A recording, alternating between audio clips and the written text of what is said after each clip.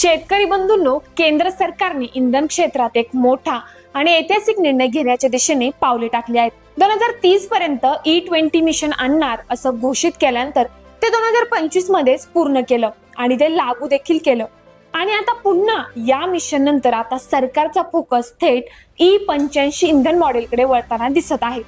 तर नक्की हे E85 मिशन आहे तरी काय, याचा फायदा कोणाला आणि कसा होणार, नक्की काय आहे मॉडेल, जाणून घेऊया सविस्तर रिपोर्ट आजच्या व्हिडिओमधून. नमस्कार शेतकरी बंधू आणि भगिनींनो, पालवी ॲग्रिको मधून मी कृषी तज्ञ मोनिका रोडे आपलं आजच्या व्हिडिओमध्ये मनापासून स्वागत करते.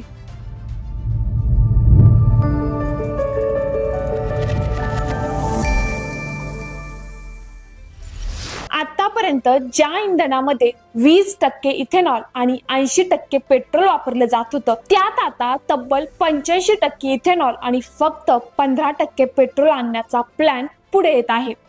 सरळ शब्दात सांगायचं झालं तर भारत आता हळूहळू पेट्रोलवरून इथेनॉलकडे वळत आहे.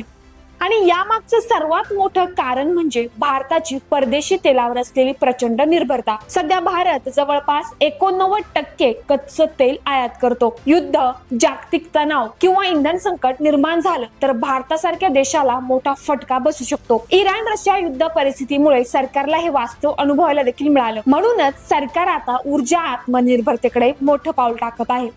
E20 मिशन मुळे जिथे अंदाजे 70 लाख मेट्रिक टन पेट्रोल आयात कमी होणार होती, तिथे E85 मॉडेलमुळे तब्बल 2,98,00,000 मेट्रिक टन पेट्रोल आयात कमी होण्याचा अंदाज व्यक्त केला जात आहे.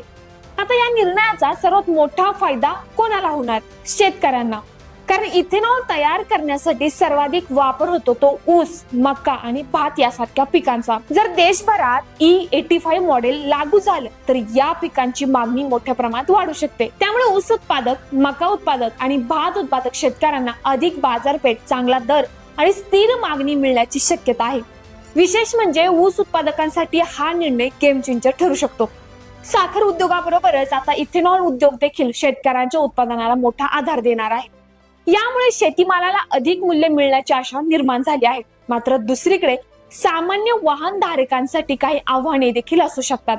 कारण सध्याच्या अनेक गाड्या E85 इंधनासाठी पूर्णपणे सक्षम नाहीत. अशा इंधनासाठी फ्लेक्स फ्युएल इंधनाची आवश्यकता भासू शकते. काही वाहनांमध्ये मायलेज, इंजिन परफॉर्मन्स आणि देखभालीचा खर्च यावर देखील परिणाम होण्याची शक्यता तज्ञांकडून व्यक्त केली जात आहे. म्हणजे सरकारचा हा निर्णय शेतकऱ्यांसाठी मोठी संधी निर्माण करणारा असला तरी सामान्य नागरिक आणि वाहन उद्योगासाठी हा एक मोठा बदल ठरणार आहे. यामध्ये शेतकऱ्यांना फायदा होईल असं दिसत असलं तरी देखील जेव्हा हा कायदा लागू होईल, सादर केलेल्या या ड्राफ्टला अनुमती मिळेल, म्हणजे जेव्हा खऱ्या अर्थाने E85 मिशन चालू होईल, तेव्हाच फायदा नक्की कोणाला होतोय हे समजेल.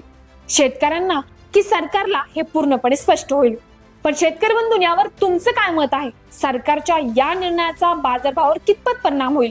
तुम्हाला काय वाटतं? कमेंटद्वारे नक्कीच कळवा. तसेच हा व्हिडिओ आपल्या बाकी शेतकरी बंधूंना देखील पाठवायला विसरू नका.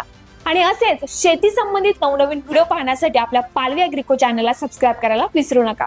धन्यवाद.